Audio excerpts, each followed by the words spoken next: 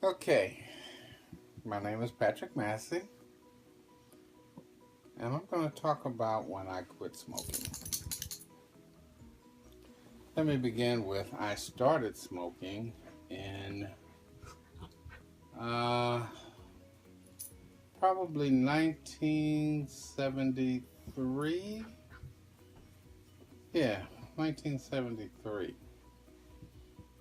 And I quit in what, 19? No, in 2003. Wow, I smoked for 30 years, give or take a year. Okay, man, I didn't realize it was that long. Okay. Uh, and I did quit. I quit at least in 30 years. I probably quit at least 50 times. But it was the last time that was the most important. And the last time I quit was over 16 years ago. Um, haven't had a cigarette since. I think it was determination that really kept me going. I started my family is I thought that was going to be the biggest motivator because I didn't want them experiencing secondhand smoke. Just being around cigarette smoke, it gets in your hair, it gets in your clothes, it gets in your lungs.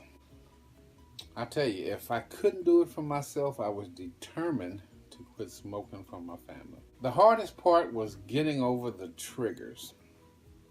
There's several things that comes with smoking cigarettes.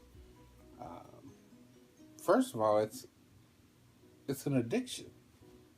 Uh, the manufacturers of cigarettes put extra chemicals other than the nicotine in there just to addict people so that they'll keep buying cigarettes.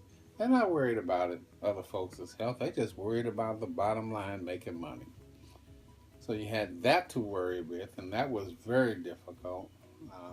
But addictions can be broken. I knew they could be broken. I used to love to smoke after I ate. Love to smoke first thing in the morning, last thing before you go to bed.